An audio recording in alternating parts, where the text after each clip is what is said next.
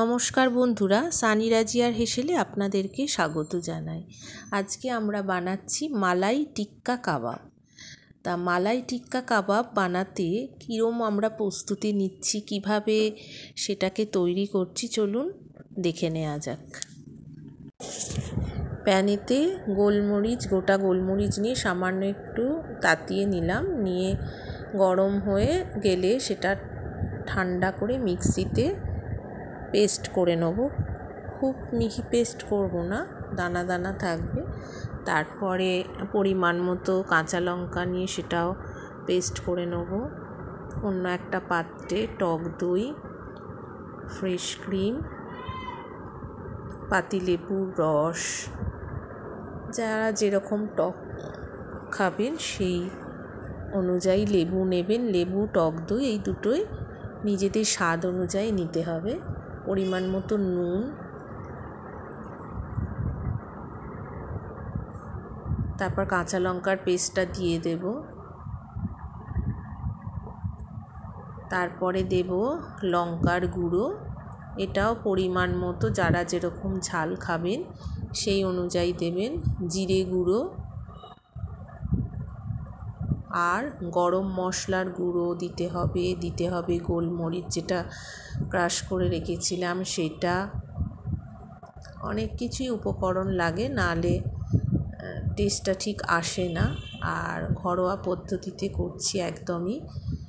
চাট মশলা দিয়ে দেবো, দিয়ে সমস্ত উপকরণগুলো ভালো করে মেশাবো যাতে কোনো রকম দানা না থাকে।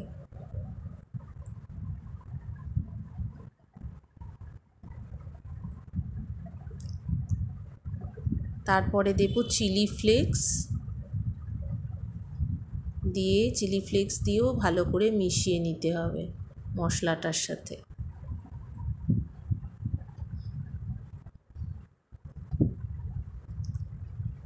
চিকেনগুলো দোকান থেকে এইভাবে কাট করে আনা হয়েছে যাতে চিকেনের মধ্যে ভালোভাবে মশলাগুলো ঢুকে যায় এবং যখন ফ্রাই হয়ে যাবে চিকেনটা তখন যেন মশলার স্বাদটা আসে।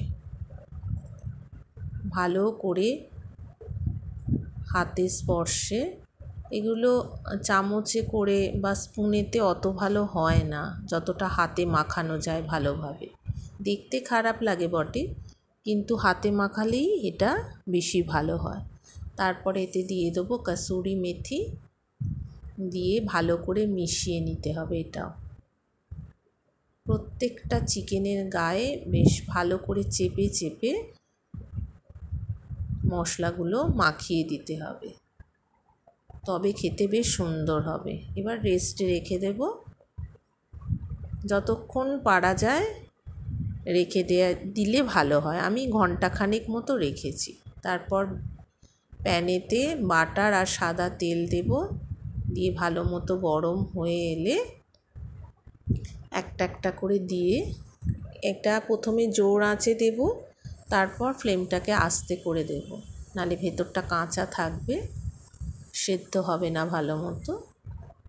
দিয়ে ভালো করে ফ্রাই করে নেব, বেশ লালচে লালচে কড়া বাদামি রকম যখন হবে তখন বুঝবো যে পাটটা হয়ে গেছে। ভীষণ ভালো লাগে খেতে, একটা খুব সুন্দর গন্ধও বেরোচ্ছে। ঘরোয়াভাবে যতটুকু চেষ্টা করেছি এই আর কি, একদম ঘরোয়া পদ্ধতিতে, কোনো রকম ঝামেলার মধ্যে না গিয়ে, কোনো আড়ম্বরে না গিয়ে যতটা সাধারণভাবে করা যায় ঠিক সেইভাবেই করেছি। এরপর এর ওপর উল্টে পাল্টে ভালো করে দিয়ে, দুবারই উল্টে পাল্টে দেব। দুবার মানে এপিট ওপিট, দুটো পিঠ, দুবার নয় সরি, এপিট ওপিট দুটো পিঠই ভালো করে ফ্রাই করে নেব যাতে কাঁচা না থাকে। ধৈর্য ধরে করতে হবে, নাহলে ভালো হবে না, তাড়াহুড়ো করলেও হবে না। এরপর যে মশলাটা, সেই মশলাটা ভালো করে আবার দিয়ে দেবো স্পুনে করে। এটা স্পুন ছাড়া ভালো হবে না।